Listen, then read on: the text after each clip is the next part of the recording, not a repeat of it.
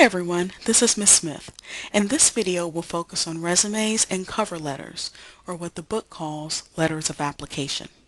And so our former video talked a little bit more about different aspects of the chapter on how to get a job. But now we want to focus on two very important documents that usually are instrumental in helping you get that job, the resume and the cover letter. So let's start with the resume. So you've probably heard about a resume before. You may have created a resume before. You may have gotten compliments on your resume before. You may have never created a resume ever. Okay, and so it doesn't matter where you are in that spectrum. What is important is that you understand what it takes to have a solid resume. Even if your resume is currently a good one, there are always ways to make it better. There's always more information that you can add to it. A resume is a fluid document, meaning that it changes over time. It's not meant to be something you create once and it never changes. It is a fluid document, so it does change, as you gain experience, as you start new jobs, as you develop your skills. All of that will cause your resume to change. So it is what we call a fluid document.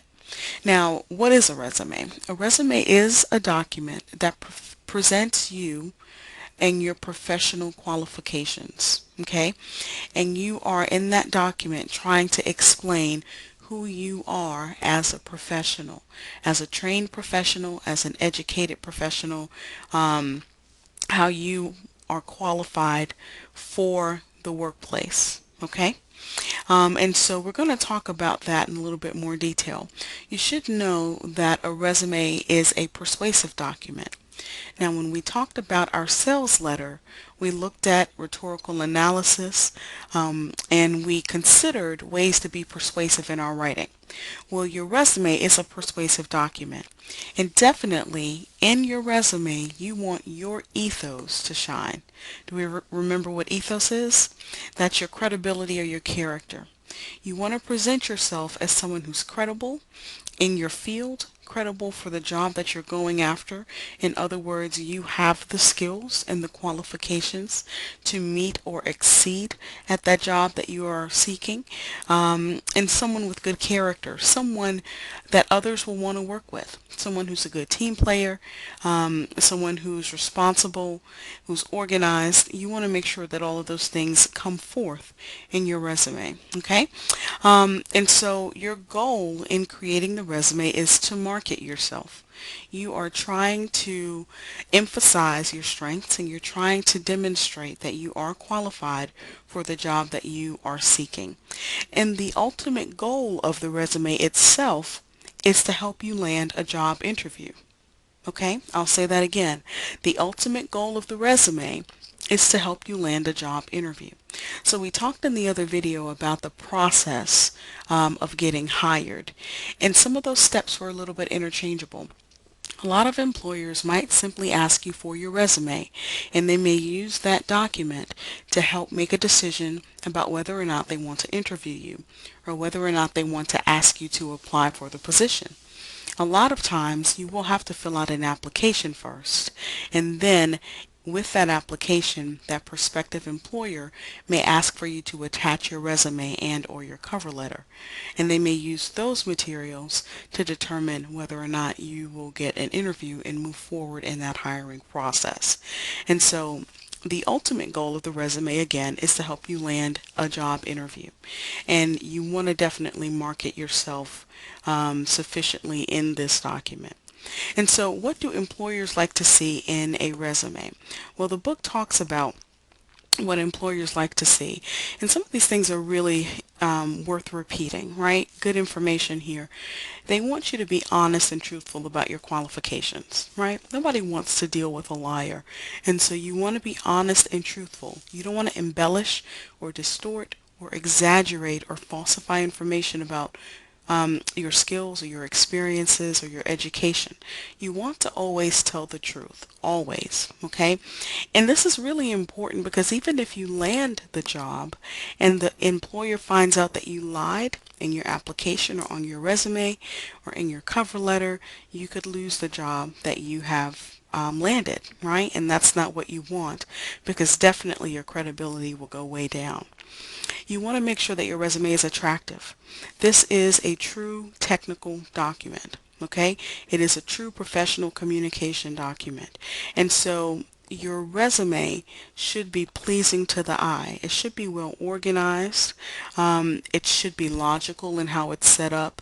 It should be intuitive for the reader to understand where those headings are in your resume, and how the information falls under it, right? It should be a well organized and a pleasing, visually pleasing document, okay?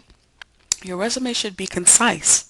Absolutely. You want to make sure you get to the point. You want to make sure you consider your audience needs. They're going to be impatient to find important information.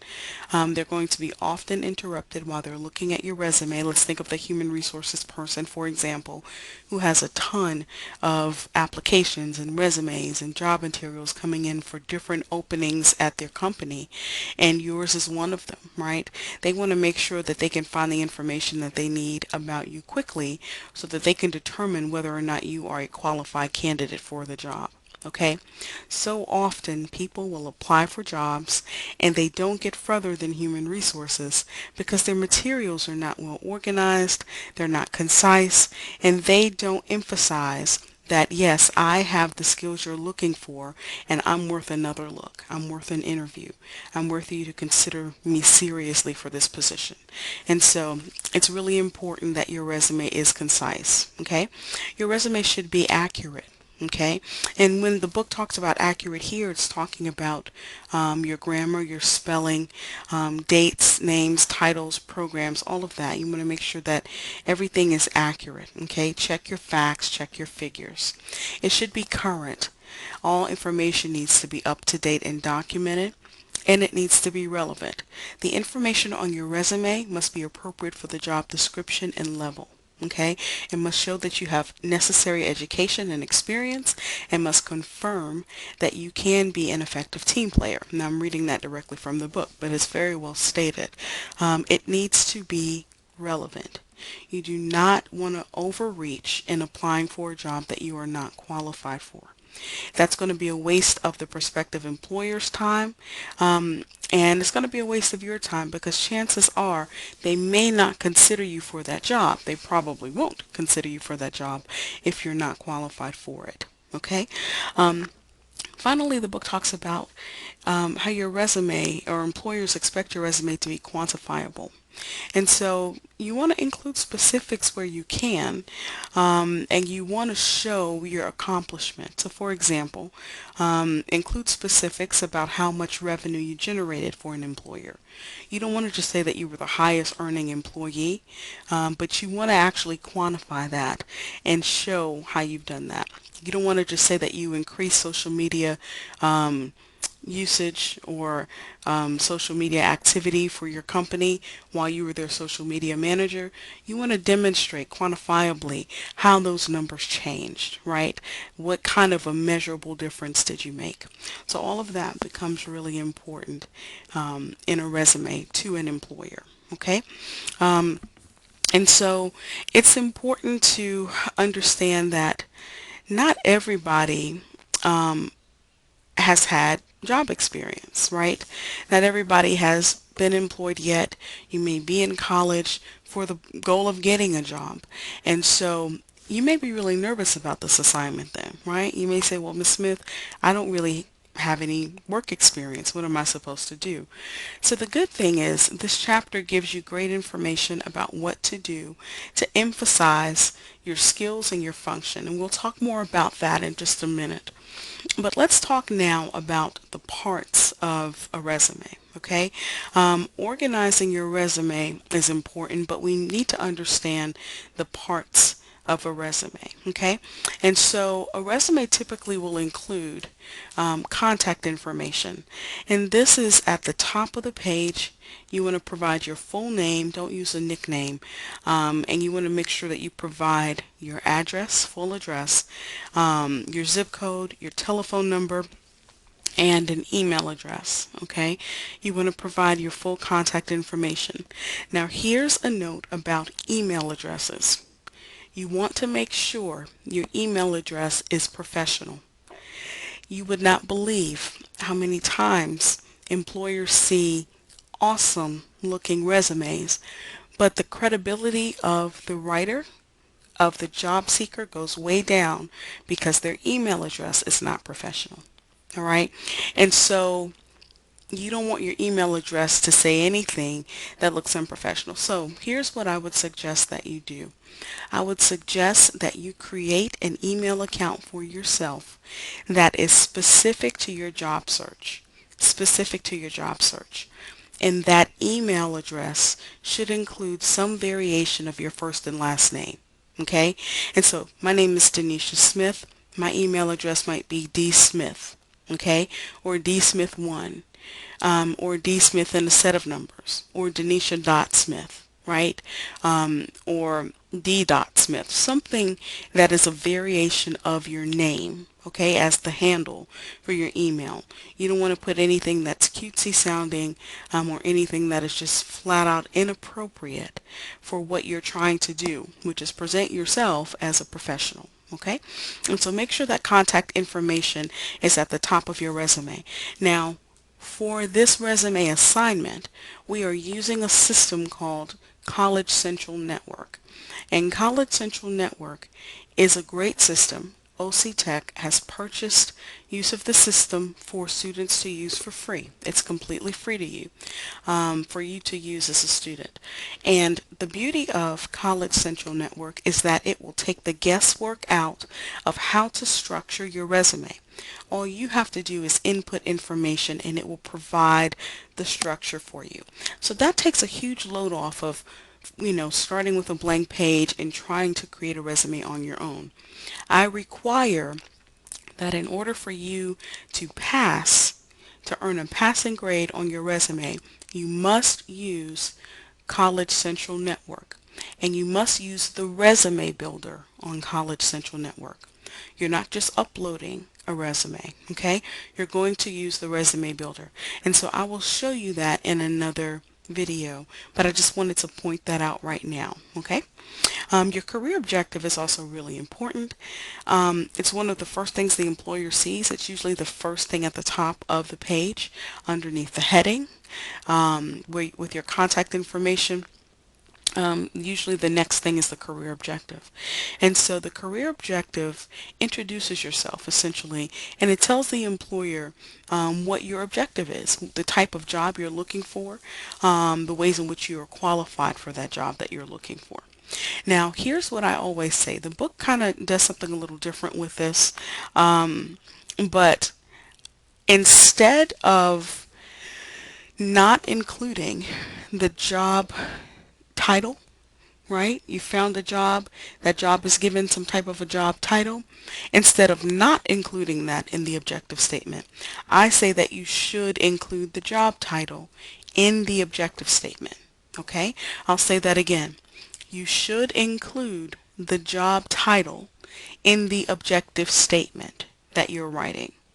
And so the book gives us some examples here of unfocused career objective statements or job objective statements and focused career objective statements. Okay? It's always better to be focused. You don't want to simply say that you want a job in sales, to use my aggressive skills in expanding markets. You want to be more focused and say regional sales representative, introducing who you are, using my proven skills in e-commerce and communication to develop and expand a customer base. That's more focused. That's better. Okay? But I think it's even better if you include in that focus statement the specific job that you are going after with that company. Here's why I say that. The employer wants, and I think I said this in the previous video too, the employer wants to believe that you want to work at that company specifically. You want to be an employee right there. Now, if you're a job seeker, you're a job seeker. So you probably will be casting a wide net, trying to get opportunities to interview and hopefully get hired, at a company, but you're looking at different companies in the process. But you don't want to emphasize that in your resume, and you don't want your objective statement to not indicate that you are looking at that specific job. Okay, so for this assignment, you were instructed to find a job. You had to find a job as a part of your jobs packet. The job search is one part of that.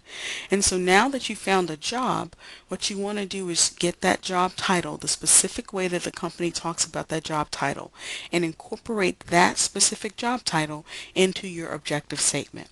It will be customizing your resume specific to that job, and that is what you want to do. Even if you are casting a wide net, like I say, and you are looking at maybe 8 or 9 different possible opportunities, then you want to do that for 8 or 9 different times you send your resume out. You want to take the time to customize that objective statement and customize that resume to that specific job. Okay? It becomes very important.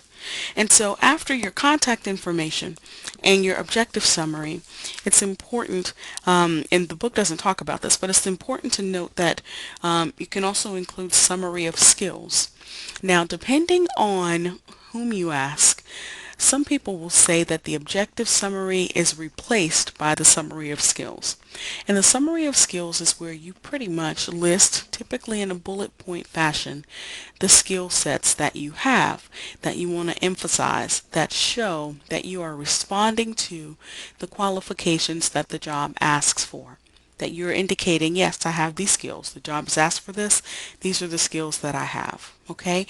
But they can also work in tandem. They can work together. So you can begin with your career objectives, and then you can have your summary of skills underneath that. Okay? The book talks about credentials, meaning your education and experience. These are 2 important areas. The employer will typically want to know your education level, where you were educated, and the type of studies that you did at that institution. You don't want to overlook relevant military experience either, or training programs. And you want to make sure that you indicate the type of program that you were in as opposed to putting in class titles that's specific to the school. So for example, avoid vague titles such as Science 203 or Nursing 4. Okay? Instead, concentrate on describing the skills that you learned. Okay? And so it's important that you are specific, because again, you want to show the training and experience you've had and how that training and experience will help you meet the needs of this job. Okay? Experience. Your job history is pretty much what we mean by experience. And so you'll notice in College Central Network, depending on which option you choose to organize your resume, you'll notice that it says experience and work history. Typically they're one and the same, but depending on how you approach your resume, you could make the case for them being 2 different things. So your work history could be paid employment, and your experience could be unpaid employment. Now, going back to the student who may not have had much, if any, work experience yet, all right? This title of experience can be used for unpaid experience. Not all experience is paid. So for example, if you have done babysitting for a relative and you were in charge of watching 2 children under age 5, right? That takes skill. That takes management. That takes leadership. That takes organization, that takes attention to detail, and so you can pull from things that are not necessarily paid job experience, but that will still highlight that you have earned skills that you can then use in the workplace. Okay? And so you can use experience in that manner. But again, Experience is typically used as job history or work history, okay? And so it's important that you provide a short description, 1 or 2 lines of your duties and achievements. You do not want to simply dig up your job duties, overview and just kind of slap that on your resume. You want to put it into your own words, and you want to make sure you're hitting the high points and you're emphasizing your duties that relate to the job you are going after. Okay? This is all about understanding what the employer is looking for. And you get that understanding from the job description, and then creating your resume and then later your cover letter to indicate that yes, I am qualified for this position and I will demonstrate how, okay, in this resume and then this cover letter, and you should consider me as a worthy candidate. Okay, and so all of those things become really important. Keep in mind also that your academic training counts as experience. Okay, and so if you are near graduation, let's say for example, and you've had a year and a half or more, even of early childhood education experience, and you've done labs and you visited schools, all of that can be used as experience that you've gained. Okay, so all of that becomes really important. So even if you've not been hired yet for that job in your field, you can then show that through my academic training, I have gained some relevant skills. Okay, and so related skills and achievements is really important as well. Maybe you speak another language. You definitely want to emphasize that. That is a marketable skill. If you hold certificates or licenses, that's usually a really good thing.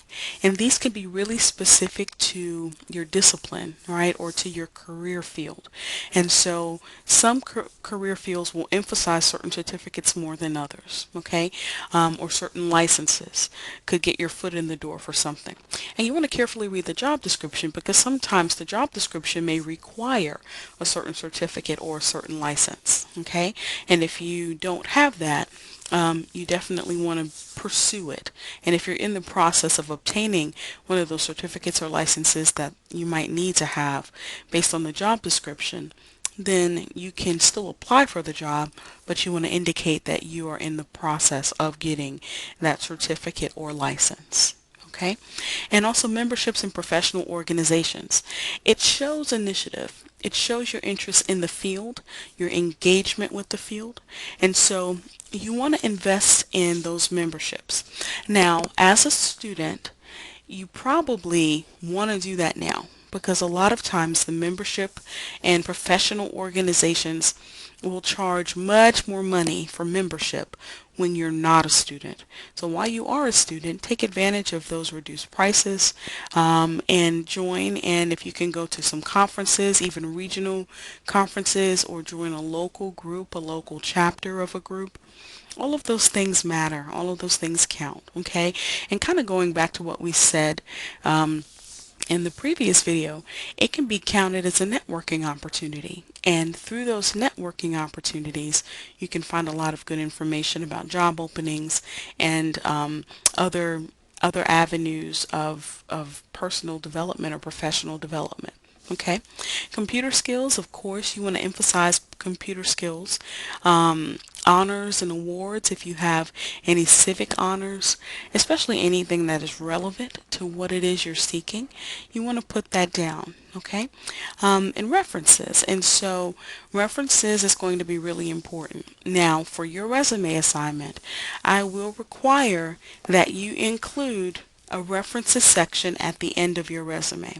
I want you to be sure you have a section titled references at the very end of your resume. And the only thing you should put underneath the references section is the following statement: references are available upon request. Okay? Again, at the very end of your resume, the last section should be references. And underneath the references section, the only statement you need to include is references are available upon request. There was a point in time where it was acceptable to include a references section and to then list the names and contact information for people who have agreed to be a reference for you. But that has since changed. And so instead of listing the individuals on your resume, just simply state that references are available upon request and leave it at that. Okay? If the prospective employer is interested in interviewing you, he or she will call you, contact you somehow, and ask you to produce your references. Now, here's the thing, right? You want to make sure you have references to produce. You shouldn't have to wait several days to, at that point in time, go try to corral some references. You want to make sure, even before you apply for the position, that you ask maybe 3 to 5 individuals if they would be willing to be references for you. So this is going to sound a whole lot like the letter of recommendation, right? We want to get their permission. We don't want to just assume that they're going to do it for us. If they tell us no, it could still be a good thing if they don't feel like they can give us a solid reference or a solid letter of recommendation. And so you want to make sure that you ask for permission first. Never put someone's name down as a reference without having gotten their permission and without having spoken to them about the job offer. Okay, you do not want to do that. That will diminish your credibility, and it could earn you a really bad reference. Okay, you could offend someone and earn yourself a bad reference, and that's not what you want at all. Okay, and so organizing your resume then becomes important. Okay, there are 2 different ways mainly to organize your resume. You can organize your resume chronologically or by function or skill area. Okay, chronologically is one option, or function/skill area is another option. So let's look at these 2 ways. Okay, to organize your resume chronologically, essentially what you're doing is you are listing your education and experience first. That typically, those 2 sections typically will get top billing in your resume. Okay, they will be prominently displayed in your resume. And so the reason for that is with a chronological resume, you are indicating that you have been working steadily in your field, or that you have consistent, relevant experience for the job that you're seeking. And so it's straightforward and it's easy to read, and it's probably the most traditional way to organize your resume. But this again is for individuals who want to emphasize your work history.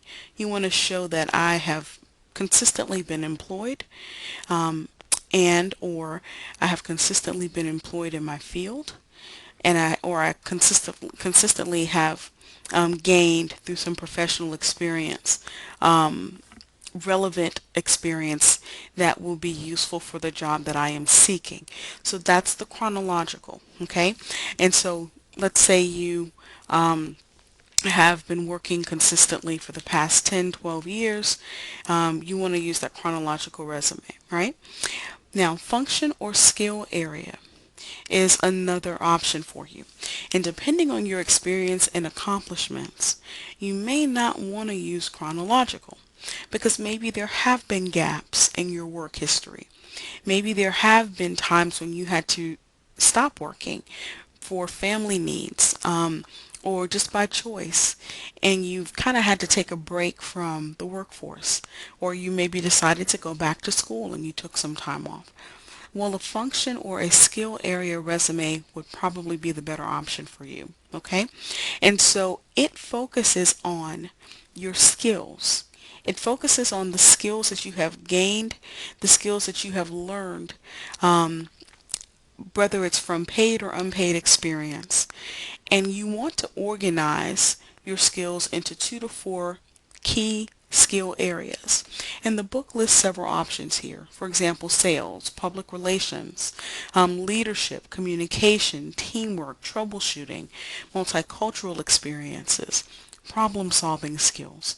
All of those areas and others as well, could be among those 2 to 4 key skill areas that you focus on for your function or skills area resume. So again, with this resume, you're not going to give education necessarily or experience the top billing on your resume. You're not going to make them most prominent. You're going to make most prominent, probably immediately after that career objective, you're going to make your skill sets most prominent. Okay? And so we have an example of that, actually. Let's see if I can find it really quickly. We have an example of that in one of the pages. It's actually on page 185 in the textbook, and I don't know if I'll be able to find it here fast enough.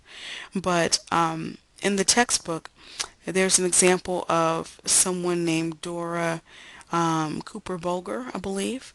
And in her resume, she is organizing it by function or skill area. And she's doing that because she has been out of work for a while. She has been a stay-at-home mom, and she's trying to get back into the workforce. And so she's using things like the carpool, organizing a carpool, organizing volunteer opportunities, whatever the case might be, but showing that through those experiences, I have leadership skills, I have time management and organizational skills. You can do that in a functional skills resume. Okay, and so those things become really important in organizing your resume.